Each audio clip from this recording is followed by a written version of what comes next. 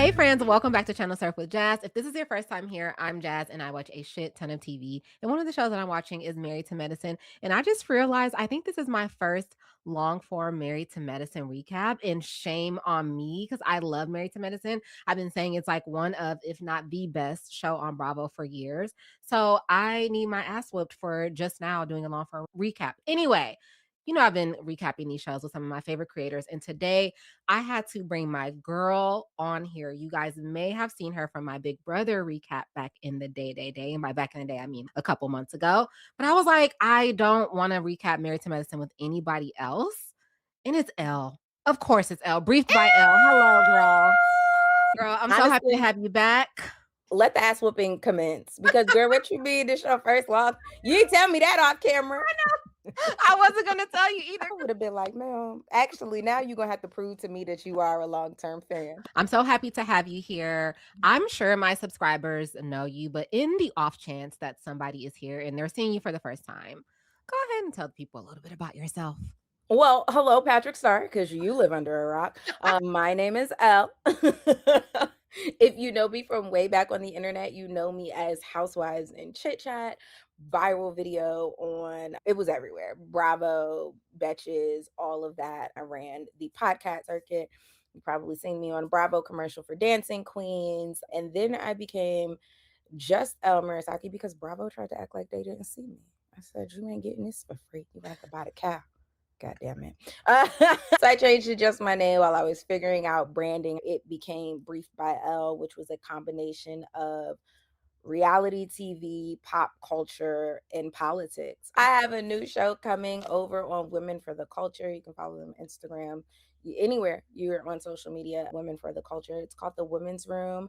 And we are just going to give credence to stories about women, stories by women. Think of it like when you're out at the club and you run to the bathroom with your girls and there's just like that safe space in there and you're like fixing your hair and doing your makeup and you're talking shit and you hate the men and that's what will happen on The Women's Room. So we've got guests like Michelle Williams coming up, a bunch of other people, Troy Davis. We've already interviewed attorney Simone Redwine. So we're just going to chat and talk shit. I don't know. I love that. So we're going to get into the latest episode of Married to Medicine. We are in season 12, episode 3. This episode is titled The Players Ball. Now, I want us to spend some time on the meat of this episode, but we can quickly run through what happened that led us into two of the most explosive scenes probably of the season. But honestly, actually, no. If we're getting these episode 3, that means there's so much more to come. So yeah. Again, and this is right after the blowout from last week's episode. So yes, we're just one-upping ourselves at this point. Oh my gosh. Married to Medicine, you will always be famous in this household. So always triple platinum every time. We get the opening montage with Heavenly, Dr. Simone, and Brandy and her patient. And the main opening, though, of this episode is Contessa and Toya going to scope the scenery out for Tessa's 49th birthday party, the Players Ball. Contessa starts what is going to be an episode long, kind of like back and forth, blaming Scott for not wanting to plan stuff, then wanting to defend him. What are your thoughts there as a married woman? As a married woman, are you getting on national television and talking about the shortcomings of your husband? If I get on national television, you might as well start calling me Dr. Heavenly because I am perfect. My husband is perfect. Ain't nothing wrong. I'm not giving you no internet fodder for that black man. Mm-hmm. And matter of fact, don't film him too long because he might say something. Like, remember when Phaedra was on and she had the doctor and they had the emoji over his face? Do my husband like that. Protect my peace. And not like he says anything crazy, but it's just like the Bravo universe does not want to see healthy relationships. They don't. More than they don't want to see it, they don't want to acknowledge that what is healthy for you, Jazz, might not be healthy for me. And so there is no such thing as this is what a healthy marriage looks like. You follow this line and then do this. That's not the case. And so you would have to want to accept that, I think. And Dr. Contessa, you know I love you, girl. You know I love you. I think you getting back on here yet again talking about that man was the stupidest thing that I have seen your smart tail do. That was, you should have been the hot doc. You should have been up there lifting weights. Okay, you could have took us back to that doctor's office that you was building. Tell me more about that. Do anything other than tell me about you and Dr. Scott, because objectively speaking, it don't look good. Literally anything outside of disparaging your husband for 5 minutes, and then in the next scene, you're jumping down everybody's throat because they're just repeating back what you said to them. I don't know. There has been a trend of women coming on these shows specifically as a way to usher in a separation or divorce. We saw that on The Real Housewives of Salt Lake City. I Mhm. don't know. I don't think that that is Contessa's path, Mm-mm. but it does seem mighty convenient to me that whenever she is on screen in a full-time capacity, she has to complain about her husband. And it's just like, well, what are we supposed to do with that information? But that's why I asked the questions in the video. Did he not plan? Because again, the wording, Yeah, there's a little bit of a setup there. Did he not plan a birthday party for you because up until your 49th birthday, birthday parties weren't important? Or have you been communicating to your husband for 20 years of your relationship that you wanted a birthday party and you didn't get it?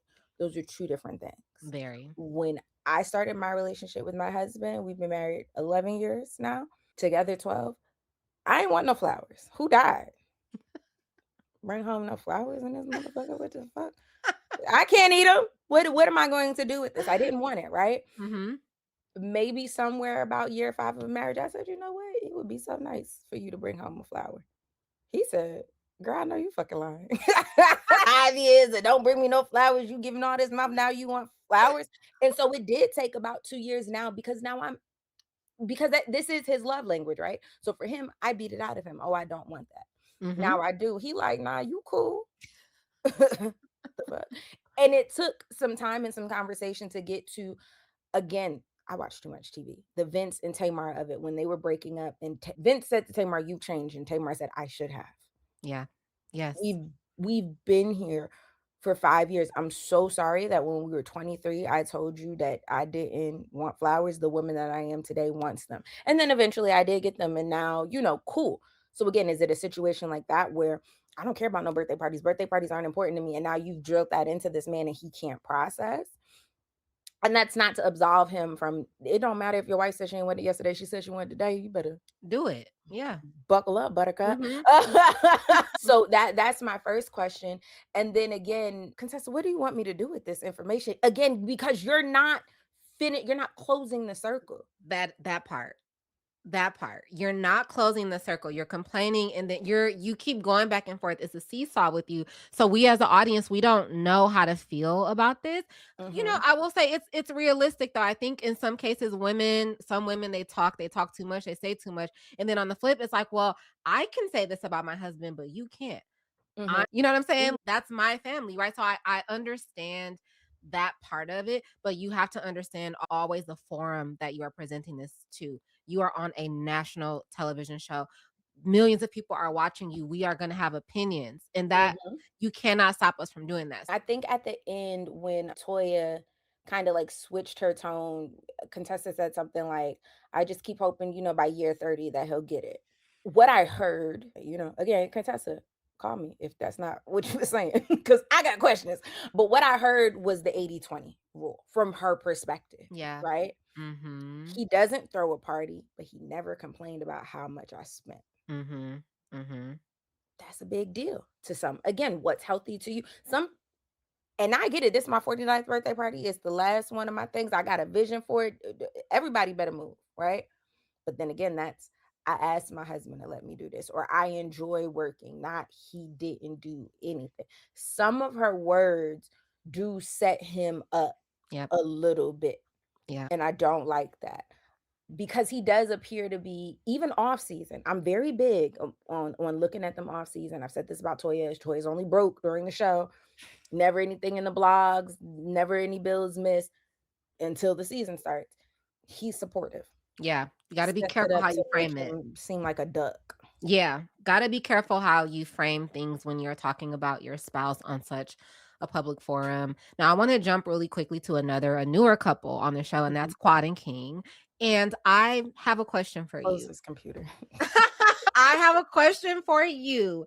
I think King negs Quad a lot. Do you think that? I think that if my name was Quadria Webb, them cameras would have captured me cussing King up and down that house. Thank you. I would have called him everything but a child of God. There's too many. And here's the thing.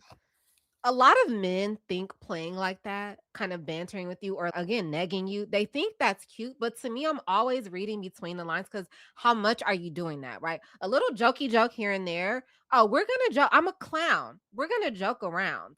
But every scene that you're in, you are not validating her. Like Mm-hmm. it's everything like I dodged a bullet or hopefully we get what we want, but if not, I could have bought another car. Calling her big back and not letting up on the big back thing when she's like, I'm cute in the face, slim in the waist. And he said, with a wide back.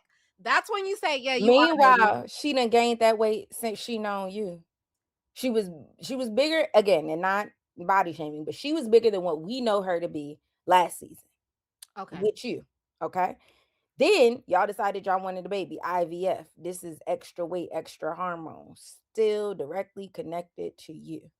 So why do you feel the need to joke around? I don't want within my relationship, I have gained some weight. I'm getting back to my fighting weight.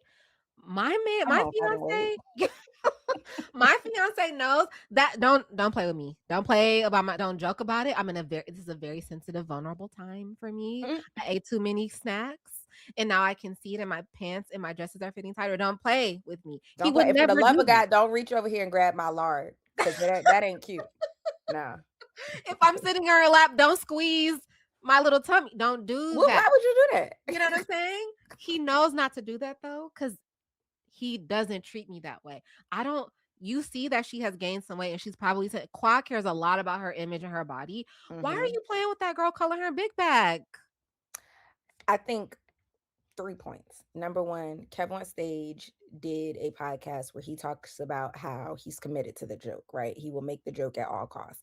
And he had to learn not about my wife, right? Mhm. So he was out. They had somebody working for their company and they were sitting at the table and they were joking about his wife. And for him, it was fun and games. He said he saw her demeanor change. And then when they got home, she was like, hey, let me tell you something. More than don't be sitting around joking about me. Don't be sitting around with no another woman joking about me. You could be down for the joke for everything except for this, okay? Because then you'll be funny and single. You into, but that's what would happen. But I like the way that he told that he had to learn that there's separation and nuance and all of that inside of the joke, right? You can make something funny and not make it about somebody. Number Mhm. one. Number two, this is now the second relationship that we've seen Quad in. And we know Quad to be this strong woman, this independent woman. Best we know it as an audience, she got this house herself, right? Didn't need no man. She's the one taking care of her family. So it's hard to be in another relationship with her, watching her accept somebody who so clearly doesn't value her. If I can see it, you should be able to see it. And thing number three is I don't. I know she hate when people talk about her finances.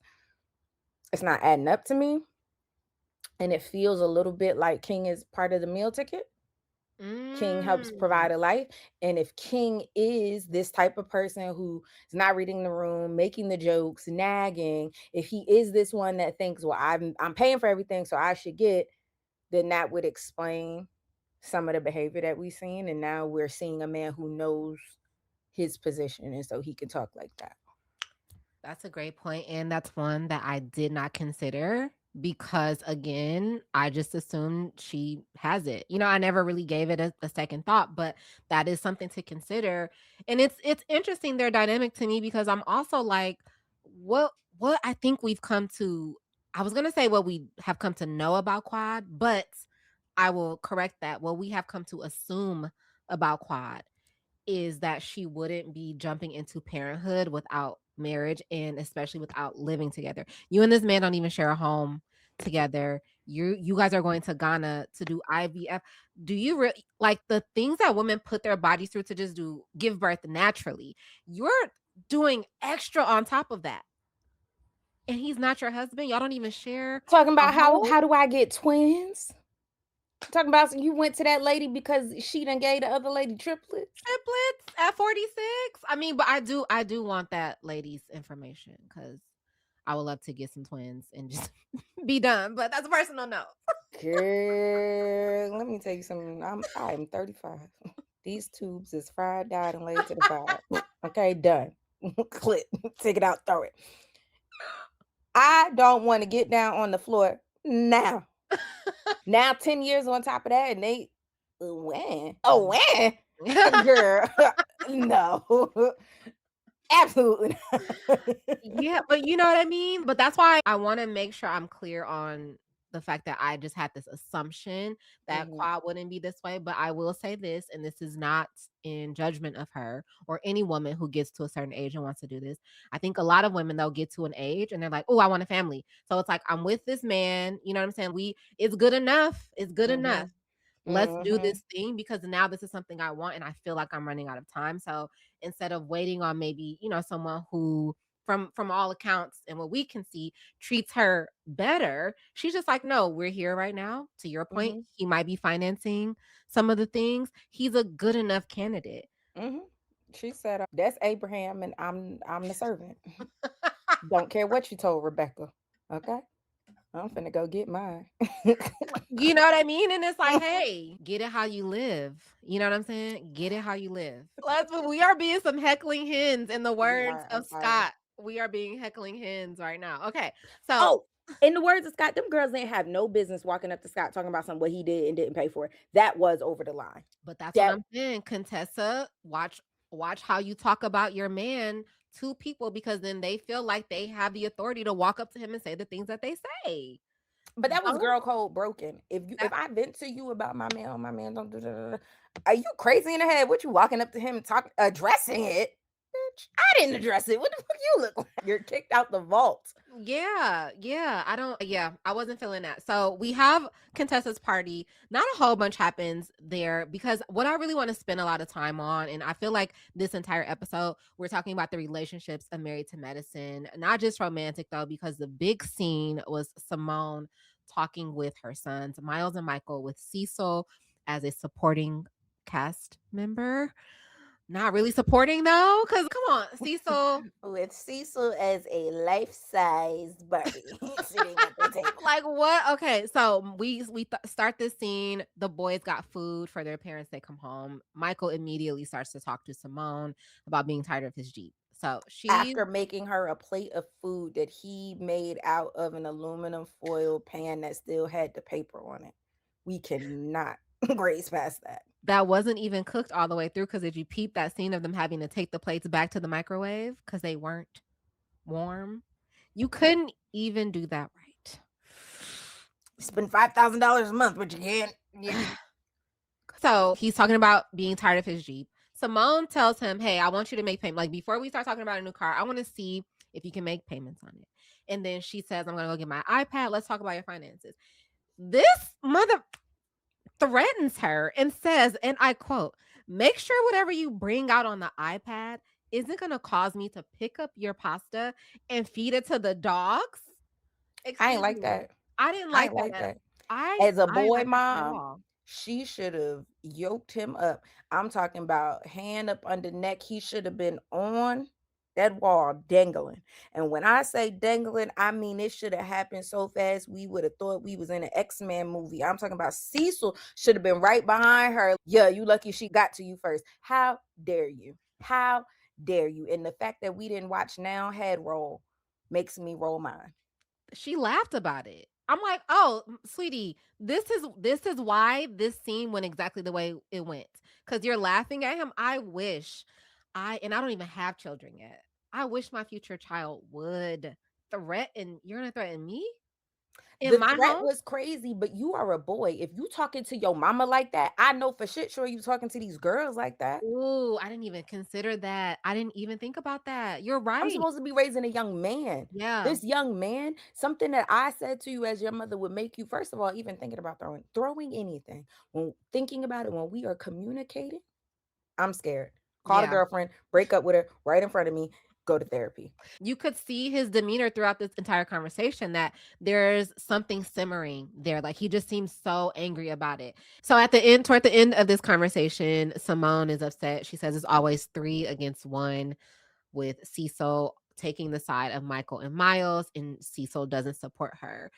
I think that's super obvious, but I wanna know, I saw an interesting video where someone said that Cecil is not that he doesn't support Simone, he acts as the voice of reason. So he's always trying to add some nuance to the disagreements between Simone and the kids. Do you think that's true? No. I think nuance is a word. It is not a word that can, in my opinion, be applied to the Cecil situation. Mhm. I think that proximity to whiteness, Eurocentric standards, if you will, and this idea of a soft life have tangled the boys who specifically were raised by boy moms' brains. And I Mm. think that Cecil is a boy who was raised by a mom who let him clearly do whatever he wanted. Education was just the only standard. And now we're doing the same thing with these boys, even having conversations like the white people let them do it. Like, you're not white. Next subject. Like, what does that have to do with our reality? And I just find like sometimes being a suburban girl, being in these spaces of like new money or nouveau rich black people, there is this aim to do as the Romans, except we're not in Rome. Mm. You know what I Mhm. mean? You need to parent your kid, Mhm. and in this situation, your black kid, the way that your kid needs to be parented. Yeah. And it shouldn't have to do anything with what the white people do with their kids. I do, again, in that same standard, feel like we are the only culture that has like the 80-90 rule, or believes that, well, I got it out the mud, so you get it out the mud. There are ways to have a soft life and to teach work ethic, which we talked about earlier, without essentially or proverbially requiring these kids to eat ramen noodles for dinner every night. Mhm. Mhm. Yeah. That would be nuance, right? That's not what Cecil said. Sure. Cecil Yeah. said, let them niggas do what they want to do. He said, Right. He's boys just is gonna be boys. There's yeah. not nuance. Yeah, I agree. When Michael said the thing about the white kids or whatever, and Mhm. then Simone goes, "Well, what about the white kids whose parents do all that for them and they're not rich?" And he was I like, thought that was a great point. "Mhm, mhm, I thought that was a great point because Michael said it so matter of factly, as if every single white kid who has their education paid for goes on and does amazing things, when in fact some of those white kids are Nick Reiner, excuse me. yeah." And I think my response would have been, "Why is that your litmus test? That's completely different than what we have going on here. That should Right not here. be your litmus test." God bless the Whitmores, because I will tell you, Simone, she is one of God's strongest soldiers. Because to be able to withstand that and spell out to them, she literally is saying, "Does anybody care about how much I work? I am working my ass to the bone." And I think Miles was the only one that was like, "I do." Miles is such a sweet little do nothing baby. He's just so sweet when he on there doing nothing to him's mama. No, nobody cares. And you know who else doesn't care? Me. Because you know what? Listen, and this is what people forget when they riding for Dr. Simone in this particular situation. All of that money didn't come from opening up them pocketbooks. Some of that money came from Bravo, came Mhm. from the producers giving you little bonuses to carry little bones to ruin people's lives, to be the person to break the Hippocratic oath and tell Dr. Jackie about Buffy's medical issues. Let's not play. Let's not play. Michael and Miles is not outside spending OBGYN on the south side of Atlanta money only. Whoa. Yeah. I forgot about that. Like, I didn't forget about Dr. Jackie, what she said at that event. I didn't realize it was Simone who told her. It was Simone who told her. It was Simone who put the nail in Mariah's coffin as to not being on that show. It was Simone. Is And Simone the Dr. villain? Yes, yes. And Buffy, when I interviewed her, told me that the little bonuses for you to do the production's dirty work over on their show specifically starts at 50K. So, pause.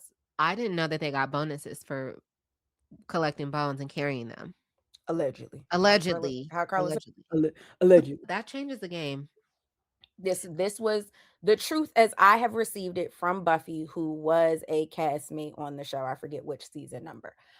They get financial bonuses to do that. So let's go with this. Of course, the number she gave was 50.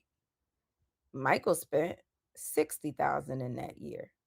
You see how it's a big deal, but it's not a big deal? It's not. He spent her bone collector money, but you know what? Not to jump off topic, if that is true, Potomac makes so much sense. The way they get down on Potomac, Giselle and Ashley, they make so much sense now. Stop. Can anybody verify that? Even if you want to do it anonymously. My my messages are open and I always protect my sources. Buffy text me. You got the Oh number, girl. my gosh. I I I would have to go in my old podcast episodes and dig the clips, but she said it to me live on a podcast.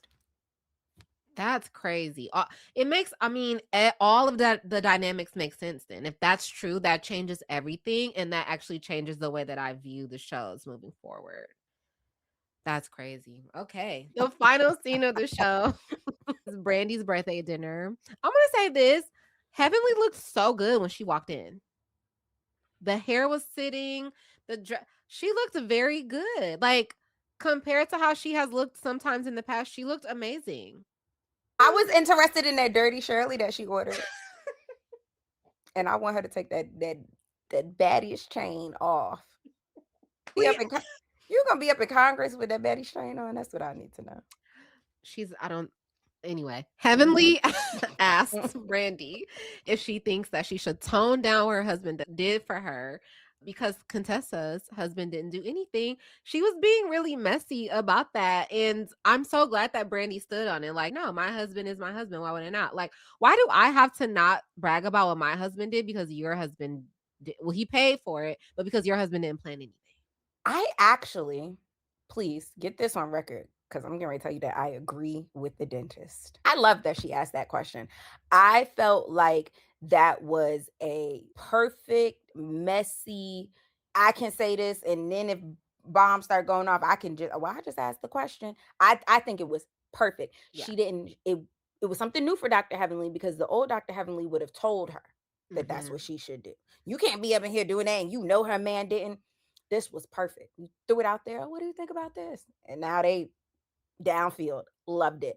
And I love the way that Brandy answered it. I'm not being any louder because you didn't get something. This is who I am. This is how my husband loves me. Whether if Dr. Scott paid for that party and planned it and cleaned up himself, I would still be doing this. In this entire scene, I feel like Brandy did really well for a newbie. There were points where I'm like, you should have went in a little bit harder. I think she did a good job as a newbie holding her own, and I think she will only continue to improve from there. I think that she handled herself as close to how she would in real life. Yeah. Right. Like, and that's something that you get from this show that you don't get from other ones. Not to take away the other show's professional achievements, but most of these ladies are doctors or they're wives of doctors. Very true. It's a lot more on the line than somebody's weed business. No tea, no shade. It's just the facts of it, right? They have a lot more to lose. They have a lot more to lose. So I feel like Brandy handled that as a shady moment and not as a shady reality TV moment. Yep. I don't think it'll be another time. I think next time it come her way, we getting the smoke, baby. I also kind of do like that Brandy paid it a little bit. She gave her something, but she didn't go all the way in. Contessa was so outwardly jealous and nasty. And it was just like, it's actually really sad to see. So I'm not even going to meet you where you are because I can't get that low. I'm not in that position. I would have been like, your slip is showing, so why don't you pull that up? It's okay. We'll make sure that Scott gets a doggy bag on the way home. You know, you're gonna take care of him the way that he should have took care of you. And maybe for year 30, he'll get the hint. But on today, we're done talking about it. Right. We're bringing it back. She kept resetting it. Like, let's bring it back because it's my day. Contessa is talking about how she wasn't able to spend a lot of time with people at her party. And so the next day she just told everybody to come over to her house. But she goes, I cooked from 10 a.m. to 9 p.m. the next day. And Scott was outside smoking cigars. And to that I say, why are you doing so much? Like, why are you doing so much? You are putting yourself in a position to be taken advantage of because you think because you got it, that you always have to have it. You don't have to do that. And then that in turn doesn't allow Scott to do things for you. Like that scene, I could have kicked Scott in his ass. That scene when Contessa was coming in the house and she had grocery bags and you're sitting on at the island telling her she forgot the ice cream. You didn't even move a finger. You didn't even get up to help your wife. Contessa, though, why are you bringing the groceries in? Because I pull into the Oh, garage. let's get into it. I pull into the garage and I'm like, hey, groceries are here. Girl, a phone call. I parked that car, I walk in the house. You see me, you knew I was at the grocery store. Go outside and get them. Hey, I'll the take it a step groceries are further. When my husband grocery shops with me, okay, I don't push a cart and I don't here. pick up nothing. I stand in the aisle and I say, that packet, That right get there. 2 of those. I would love to tell you that I was bullshitting. That is how I shop. Yeah, That yeah. is how I shop. And in order for that to happen, he has his like he's got his little bags and they need to be in the car. He's anal like that. But sure, do Mhm. it. I'm not oh, we need green beans. He pick out the green beans. I'm not picking. I could walk the whole grocery store in my hand and still walk out with everything. Do you know what I'm saying? So it's just like to watch you come in the house carrying groceries. That for me, I was just like, no, And then that me should and never my be me. daughter, we sit in the car. Put groceries in the car. Now, and I don't want to sound like spoiled bratish. Like I do. We've been doing No, this for a long time, so I will ask, especially if the grocery haul is big, and I'll be like, "You need help," and he'll look at me like I have 2 heads. that's the thing. That's the thing. When I pull into the garage and I'm like, hey, groceries are outside, I make that call. He comes. I take my purse in the car. That's the only bag. That's the only bag that I'm carrying into our humble abode. So to watch you walk in with groceries in your hand while your man is sitting there. But this also comes back to Contessa telling the whole story, right? Yeah. Was Scott sitting outside ignoring all the company smoking Right. cigarettes, or Yeah. were the guys who were at your function outside smoking cigarettes while the ladies were in the house? Mhm. And Mhm. again, is that how you wanted it?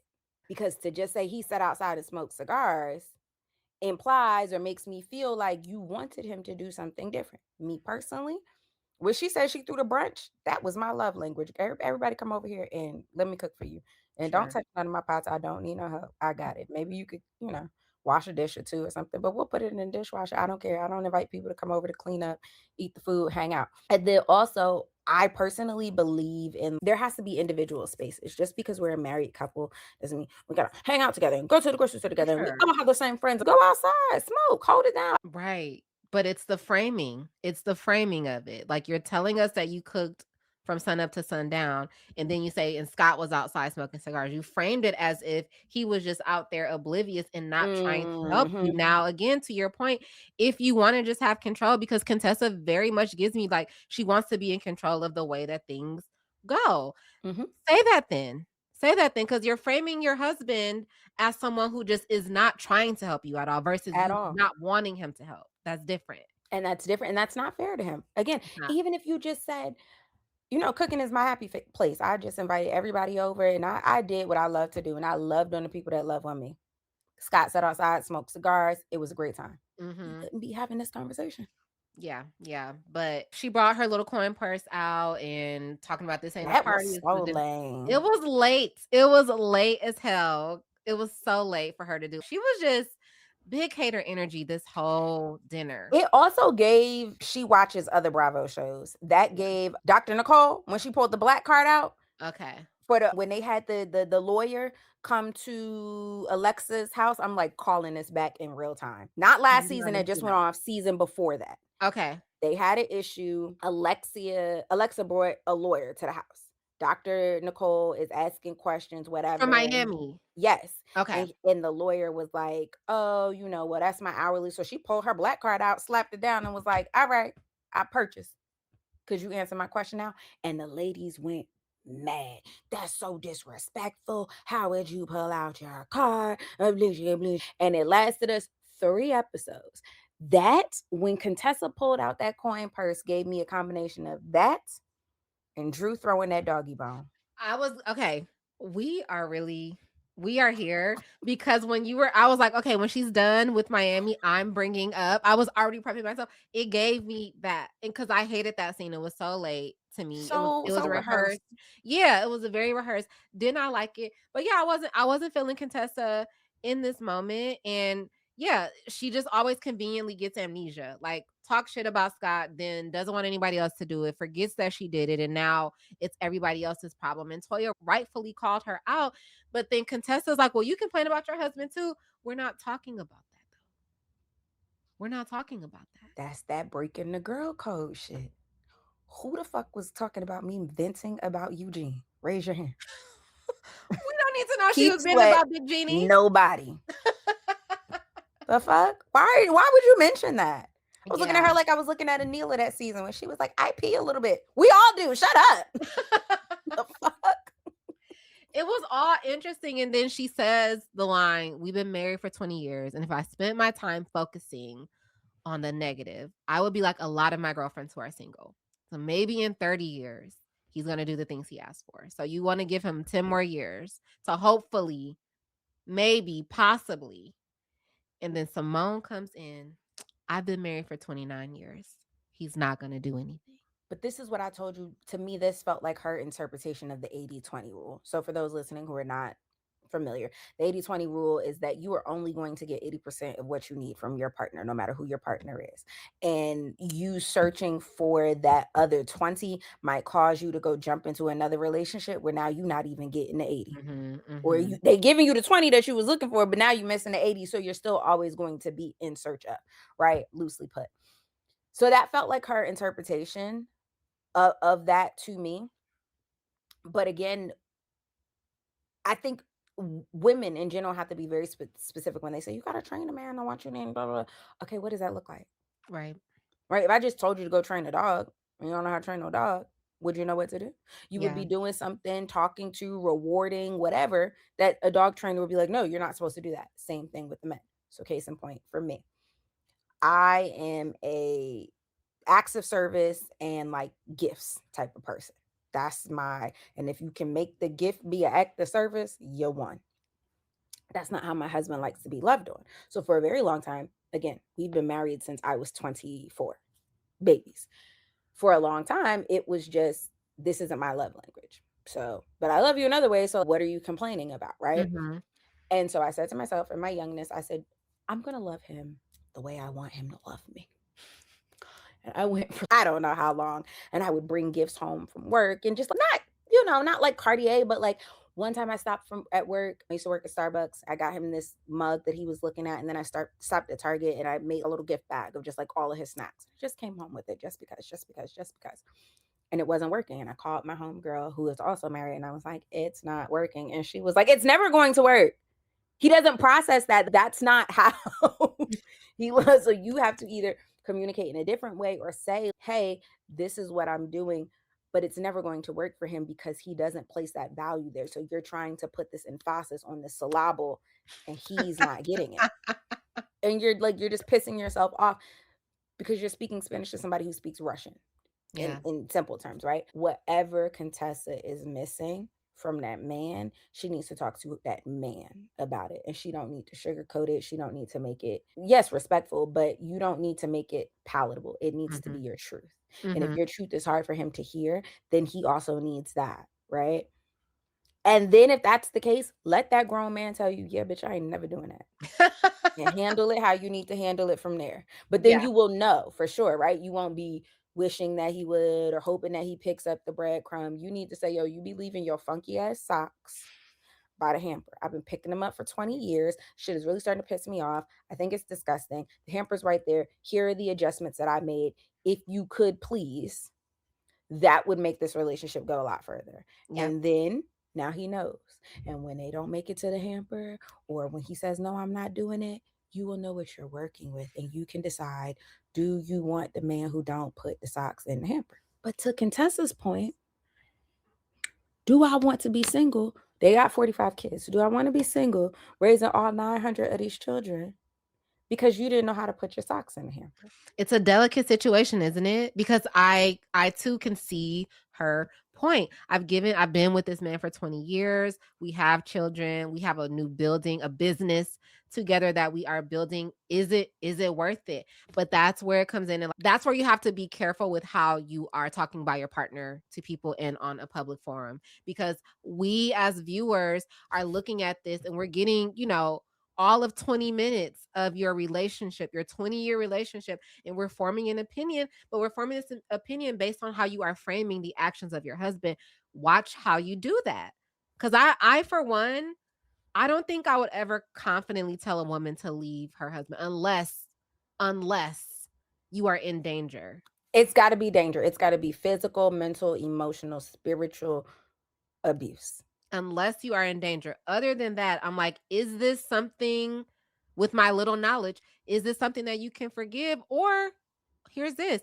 Is this something that you can live with as this person? Because what I know as myself, there are certain things about me within friendships, within my relationship, certain things about me I'm not willing to change. You know what I'm saying? Like these are Mm-mm. character flaws that I have that I'm okay with going to my grave with these I'm an old specific dog. character Won't flaws. be no new tricks. Right, but the flip side of that is I'm always evolving as a woman. There's Yes. always room for evolution, but there's certain things about me that probably just will never change. My man has to be okay with if this part of me never changes, are you cool with that? You gotta know that about your partner. Say that. That's something we say in our marriage all the time. Like when we Yeah. evaluate, Mhm. if this is the best that it ever gets, Are you are okay? we happy? Can we Yeah. live like this for 25 years? If it don't, if I don't make no more money, you don't make no more money. If we've peaked, are you cool? Mhm. It feels like Mm. Contessa is wrapped up in an extremely tangled web. And even the mere thought of divorcing this man is tiring. Yep. We've got businesses, we've got marital assets, the kids, they have 50 million different practices. And even if he didn't never throw no birthday party, I don't pick the kids up from school. That's something that would have to be on my plate now. Like, the idea of severing this relationship, even though it would make me happy in this compartment of my life, it would turn this one into a clusterfuck, this one into a clusterfuck, this one into a clusterfuck. You know what? Fine. You're not planning no party. Give me the money. Yeah. I'll do it. Yeah. I get that. I just personally believe, and it's something that I can say because I only got one kid. You know what I'm saying? It's a little bit easier for me if I decided to go left and he decided to go right. But I just think that as a woman, every woman deserves to be happy in their womanhood. Sure. You deserve to be a happy, void of being a mom, void of being a doctor, Mhm. void of being Scott's wife. You deserve to be happy. And what I feel like we experience from Contessa on the show, because I do follow her in real life. I be interacting with her outside of real life, not like we bestie westies, but outside of the show when filming isn't happening. On the show, it doesn't look like she's happy in her womanhood. And as a girl's girl, that makes me sad. That's an interesting point to bring up. Happy in her womanhood because she isn't able to rest in the feminine side of Mhm. womanhood, right? Like, Mhm. she seems very and I say this not disrespectfully at all, but just because there's only 2 sides, masculine and feminine. Contessa Mhm. rests in her masculine. Yes, And that's what we're seeing, right? I got it. I'm gonna take care of everything. I handle everything. That's a very masculine thing to do. And before anybody it takes is. that out of context, I'm not saying she looks masculine. I'm not saying No. anything about that. Just I her very much actions. rest in my masculine as well. Actions are really masculine. And, that's hard because she has this other masculine force. Again, we talked about it earlier. Two bulls locking horns with them. And I think until she's able to maybe take a step back, or like you said, just come out and tell Scott exactly how you feel. No holds barred. If you guys need to sit in front of the lady and do that, tell him how you really feel so that he can make the decision as to if he's going to meet the standard that you expect of him or if he's not. And then you can decide if you're okay with that. But Right. that's the Like only I way have you're a gonna get husband who through. doesn't want to meet the standard, or me and Scott are going through a divorce, or we figured it out. Which is where I thought we were prior to this episode, which is Same. so crazy because I literally said in last week's recap, I was like, Dr. Scott, I did not like you. And it's starting to come around for me because I used to want to tell Contessa to run and I don't want to do that no more. And then we came to this episode and I was like, girl, actually, did you take your shoes off yet? Because lace them up and You might hit have the to door. run. You might have to get the fuck out of that mother.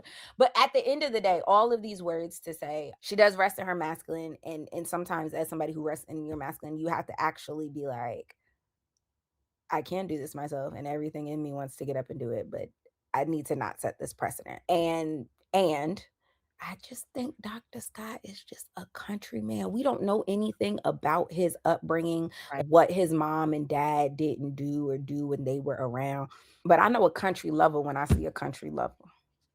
All we know is that he was watching the Titanic with his mom one day, and she said, "Contessa reminds me of Rose." The way I screamed because I'm thinking he's I gonna say forgot something about that romantic. actually. I thought he was gonna say something romantic. He said, "Contessa reminds me of Rose." I wanted to be like, did she say that at the point when she was letting go? When Rose was letting go? Was that when your Said mama that. said it? She said, she gonna get on that damn boat with with you." I think he meant the door. She's gonna get on the door. You know, I had to shit that one out because that one was gonna piss me off. This man said that the the lady on the ship that essentially was the catalyst for creating the Federal Reserve. That lady remind you of your wife. Of And you said, Contessa. I'm gonna hold on to that. It's a core memory, and I'm gonna share it with all our friends and family on And at your television. birthday. I'm giving a speech. I'm like, I just knew he was gonna say something romantic. That's what you left with, Dr. Scott. You And are then him. didn't close it out because he could have been like, and that's jazz, right? Like he could he could have been like, and unlike Rose, I know Contessa will never let go. Like, like we needed an ending. Like it it gave the same jarring energy that it gave when Jackie was like, Buffy, you know, because you're infertile too. Yes. Yes, same energy. You got a Absolutely. thyroid issue. You remind me of Rose. They're all the same. All the same font. Oh my gosh. But during Contessa's entire issue, Quad ends up catching a stray when Contessa goes, "I would like it if you bought me a Rolls Royce, but I like the ring better." And I'm like, that's so rude. And that's how you know you're hurt and you know you're losing this when you have to throw somebody else under the bus. You didn't have to say that. It also tells me what marriage means to you. Yeah. You like the ring better. You got the ring. You got the ring and the man, and that man ain't throwing you a birthday party in 20 years, which is what we are talking about. So, what significance does the ring really have? Because Yeah. that man heard me talk about a Rolls Royce, and it didn't take 20 years for it to pop up. In the words of the greatest singer of our generation, Kim Zolciak, the ring don't mean a thing. It's, it's not every day when I'm rendered speechless because that's not where I saw that going, but I love it. The No, the pop star of our generation. no, this Quad definitely caught a big stray there, and Quad a lot of growth because I would have laid into her immediately. Okay, coin 100%. purse. Yeah, You 'cause know, because you done emptied out all your birthday cards, rolled them up, and put them in a little Ralph Lauren teddy bear bag coin purse, and now you want to pull it out at the table. My man cleared the check just like yours, and he planned this, heifer. mhm. I would have read her to filth. I'm sorry. What I was trying to say was, is Quad married? Because after she caught the stray, she said something about the ring in the safe. She did. Yeah, I was like, "Is that the ring that Dr. Eugene gave her and she just kept it?" Or and Dr. G got the Mini Cooper in the house and Quad got the ring. Please free me. I can't. Why would you say that? and why would you remind me of the Mini Cooper, him peeling off in the little Mini Cooper? Oh. Simone ends this episode because Quad says some people are married who don't even want to be married. Simone goes, "Who here doesn't want to be married other than me?" And that is how the episode ends. And I'm wondering if we're setting up for another Simone and Cecil separation, divorce storyline. Because, like I said, this is only episode 3, and we're getting all of this at the top. I'm good on rocky marriages being displayed on television. If you are Catherine Jackson and that's Joe and you don't want them, you don't want them, you don't want them, let them go. Yeah. Divorce them off camera. I don't need to see it. Actually, wrap it all up by noon. They're on live with the Sun. The Sun is the mediator. Cecil talking about some I feel like Camille Grammer, blah, blah, blah. Wrap it up. Your kid should not, that's not and I know he's an adult child, but that is not a child's place. The middle of your parents' marriage and their issues is not the place for a child at any age. At no age. Do you have anything that you're looking forward to the rest of the season? The second question is, you are in Georgia. I don't know if you fall into Heavenly's district, but give me some boots on the ground as you go into the political events. Like, what is it looking like? The polls say that she up. Oh, that's amazing. I'm not in her district. So I, as she so eloquently stated, you cannot vote for her if you're not in her district. So that is out of my hands. Mhm. And then in terms of what I'm looking forward to for the rest of the season, I have no expectations. I think the way that these first few episodes have been set up, I know we're in for a lot more stories about the marriages and the relationships and those being rocky. And I think that is actually the central theme of Married to Medicine. Is all about, it's about the ladies, but it's really about their relationships. Well, that's the married part, right? Yeah. So yeah, I know we're in for a rough ride with these relationships. And good luck to Dr. Heavenly. I have not looked into her campaign at all. At all. I'm screaming. I have. I tried to get on her team. Oh, Some of the notes that I made very publicly online were taken, even though the emails were ignored. I see interesting. y'all. But again, anything that I do in politics, for real, for the greater good of the constituent. And Yeah. so if you took those notes and it worked for you and you're up in the polls and, then at the end of the day, my goal as I see it was achieved. It was never like I was going to get rich off of it anyway. Like I wasn't Mhm. looking to be on the show. Literally, I was looking to do the work. So yay, her. I think I like that we are getting ready to see the quite literally the married to medicine, the toll that being married to a doctor that works at the level of a Eugene, of a Dr. Damon Daddy takes on the relationship. So now we are going to see that with Toya and Eugene. Mhm. I just also feel like Toya and Eugene are like watching mom and dad fight, and I hate that. It's like almost secondhand embarrassment. I don't want to see them fight. I get that it's relatable. I get that it's necessary. I get that they're human. I'm just like, just make it stop. I'm like, want to go Yeah. to my room and shut my door. Everybody else can fight. Toya and Eugene seem to have, and we need to see more of them. But Dr. Mimi and her guy too. They seem to still be human beings. Sure. Yeah. I'm really indifferent on Dr. Mimi and her husband. I don't particularly find myself interested in them, but I think it's only because I'm not being shown a whole bunch. Yeah, I Yeah. wish we were shown more, but I am interested. But again, they seem very helpful. I like to look at how the men interact with the girl. Are you bringing the drink? Are you, Mhm. checking in? You good? The hand on the knee.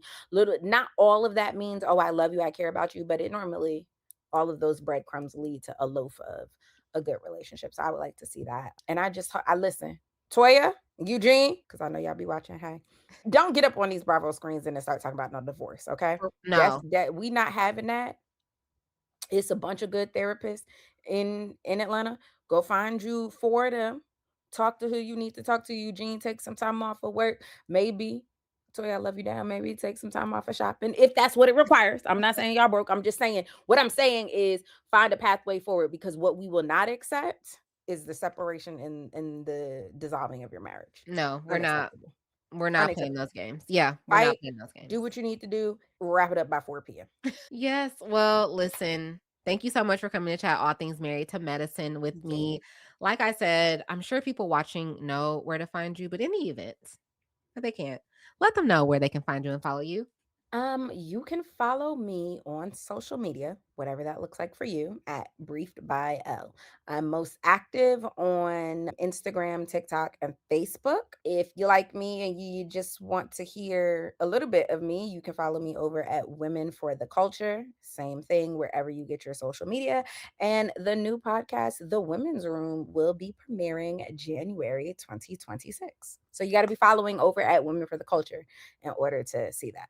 Thank you guys so much for tuning into my recap of Married to Medicine with Elle. Make sure you guys go and follow her so that you can be updated on her new podcast and just all of her takes. She really is like the news you can use as it pertains to TV and pop culture. So make sure you're following her and then make sure you come back next time because I will be recapping yet another show with someone else that we love on the internet. So until next time, bye.